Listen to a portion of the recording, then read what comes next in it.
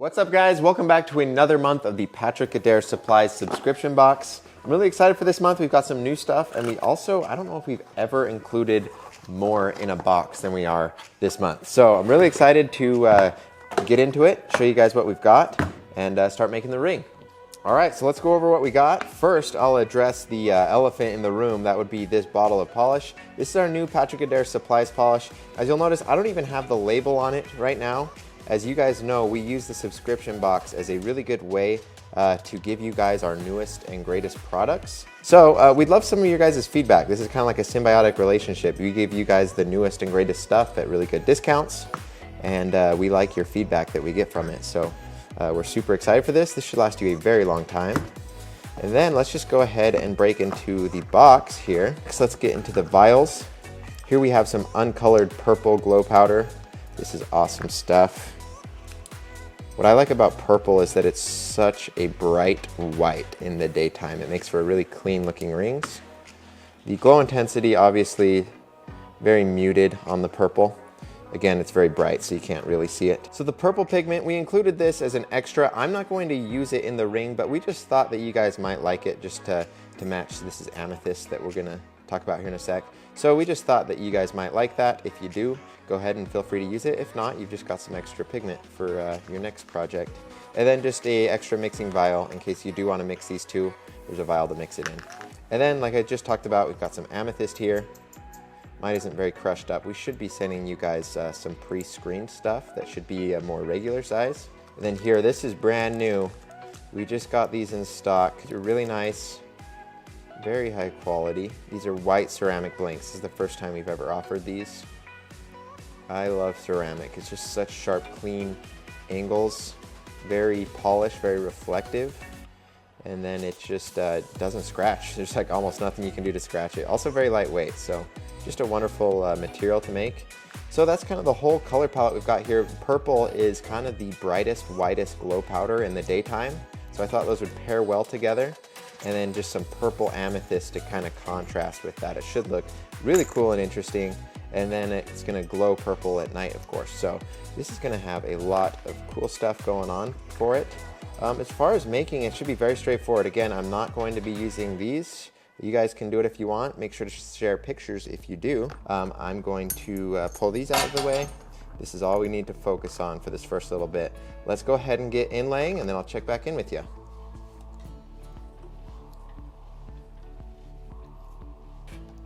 Here, use this all the time. There, that's a perfect fit. That's just one layer. That should be okay. I've got my amethyst here. I might need to crush this up a little bit to get the sizes where I want. But other than that, this is a very straightforward ring to do. I'm gonna use a lot of amethyst, probably about twice as much as I typically would use, just because I think it really kind of needs as much color as possible because we're just going with such a simple color palette here. So I don't want the white to overpower the purple. And I think that's pretty much it. Rather than bore you guys with a bunch of inlay technical talk, I've done that in so many of the past supplies videos. So if you really want some tips, you can go back. So many of those videos are just jam-packed with lots of stuff. So this time I won't over-explain anything. Let's just go ahead and get right into the inlay.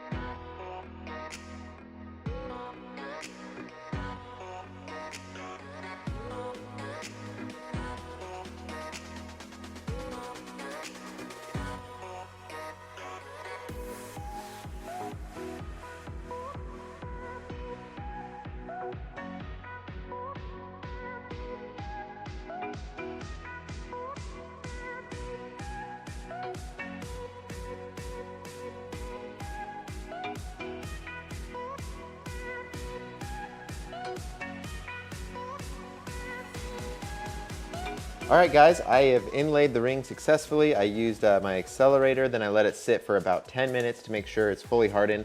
I also was blowing some hot air on it from a space heater I have because it's pretty cold in my shop right now. So if you're not getting it cured after 10 minutes, I'd recommend waiting a little longer, using a bit of heat. And then the only other thing I want you guys to be aware of is the fact that I was using two different CA viscosities. I was using the regular as well as the ultra thin.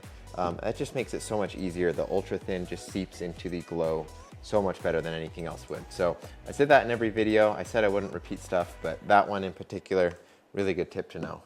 Now, the rest of this is gonna be quite straightforward. I've got my roughest Dremel bit on here. I'm just gonna go around. I'm gonna focus on the highest pieces of amethyst first, get those all down, get everything kind of in line with itself, and then I'll just worry about trimming it down in general. I'm going to try to avoid touching the ceramic. Like I said earlier, it's very scratch resistant, but you can scratch it if you're not super careful with especially these really rough Dremel bits.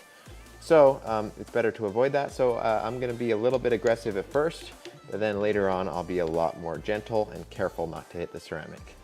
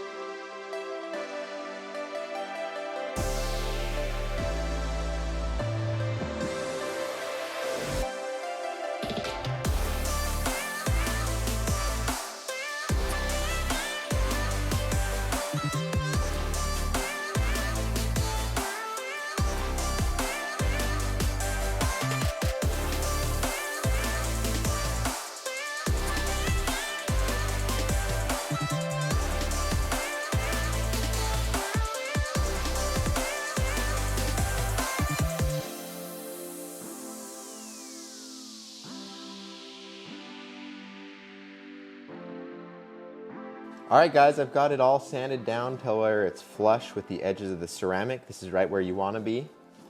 As you can see, the surface of it's quite rough. I noticed I've got a couple of little bubbles in my inlay, so I want to go ahead and patch these now. Otherwise, I'd have to do it later, and I'd have to completely redo all my sanding steps. So right now, it just takes a second to do. If I were to wait till the end, I'd have to go and redo the whole thing. So I like to stop at this point, make sure everything's going well. Okay, what I did is I just took this edge of the razor and any little hole, any little bubble, I went and I just made it a little bit bigger. Sometimes the holes are so small that the glue can't get where it needs to be, so that's why I do that.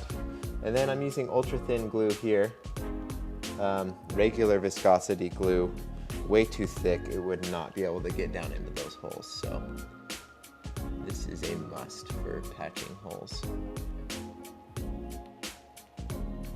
And rather than putting it all over the whole ring, I'm just going on a spot by spot basis.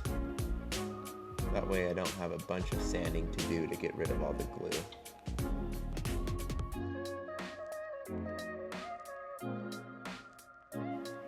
Okay, now I'm just going to accelerate this. This is such a thin layer that it's not going to take long to dry. I'll still give it about 60 seconds. At that point, I'm going to take a brand new fresh Dremel grit. This is a much finer grit than what I was using earlier, if you'll notice. This is what I was using earlier. I switched to this finer stuff, that way I'm not too hard on the ceramic. But you do want to be careful because this it'll get gunked up pretty quick. And I'm trying to keep this inlay nice and clean, a pure white color. And if it gets too gunked up, it starts getting dark and black, and it starts leaving this brownish reddish residue on the ring. You definitely don't want that. It's going to contaminate the look of the inlay. So I'm just going to make sure it's fresh. If it's starting to get used up, I'll just simply switch to a new one. And once I've got it where I think it should be, it's where it's all flush, all the holes are patched, they're looking good. I will then switch over to my sandpapers like I always do. I start at 220 grit, work my way all the way up to about 1000 grit, and then we'll switch to the polish. I'll show you guys a little bit about how that works. So let's go ahead and do it.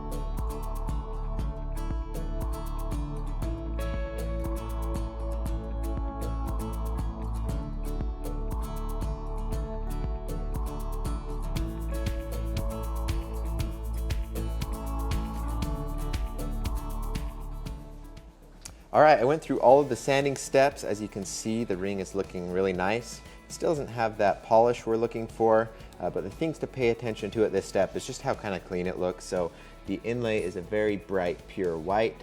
That is great, especially on this purple glow powder where it's such a fine, bright white color. You really don't want to have it gunky or dirty. You don't want any holes in it.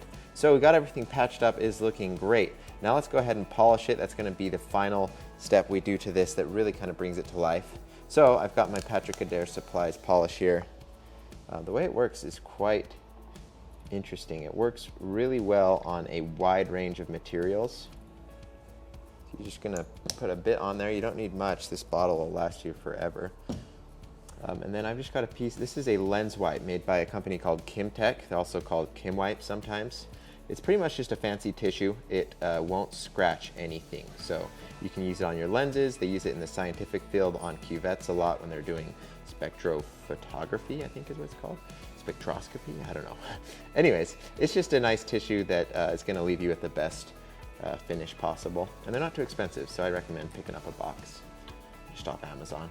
So what I'm going to do is I'm just going to hold the lens wipe here to the ring, turn it on. It's very straightforward. I don't know why I'm bothering to explain it, but just you want to spend a lot of time and really work the polish onto it. So you want to make sure you're getting good contact. You've got polish on the inlay itself. Then after a moment you should see, depending on the material, so like this is ceramic, it's not going to be affected by it much. In the inlay itself, there's not going to be a lot of material moved, but if I did this on the metal, you can see it gets really black there. So what that is it's just particles of the metal that come off onto it, and so that's what the polish is doing. It's just removing a very, very minute amount of material from it, smoothing everything out, making it nice, polished, and glossy, giving us the results we want. So the way this polish works is actually really advanced. It's a really good, really effective polish, and it works on all sorts of materials. So that's what we like it for, and that's why we made it a product. So without further ado, I'll just keep working the polish under the ring until we're at the point where we're ready.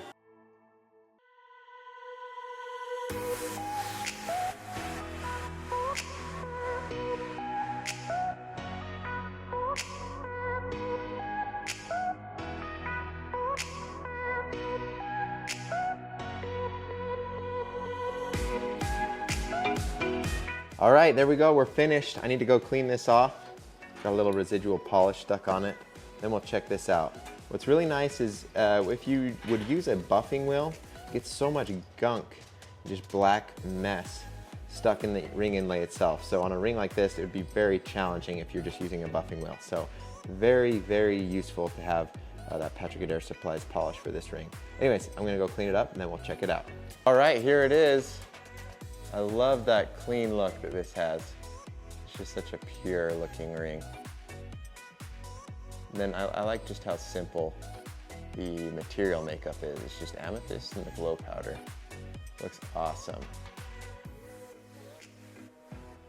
Yeah, I'm really excited with the way this turned out. I used about twice as much amethyst as I usually would put in a ring, and I think that was a really good call. Otherwise, I think it'd just be a little too bland. Here's how it looks on me. I just like that, such a simple, clean look. The white ceramics just really kind of pops. So anyways, guys, I'd say this ring, as far as like technical terms, I'd say it's as close to perfect as it gets. I can't find a single air bubble in it. The inlay is super clean. The polish really helped for that. All the pieces stayed in really well. So this is an awesome ring. I'm gonna go ahead and take a bunch of pictures of it, as well as show some footage in the dark, because this is gonna look awesome. The purple with the purple amethyst. It's gonna be great. So anyways, guys, thank you so much for tuning in. I really enjoy doing these videos every month. I hope you enjoy watching them. So if you have anything to share, please do. We'd love to hear your feedback. Okay guys, thanks so much for watching. I'll see you next month.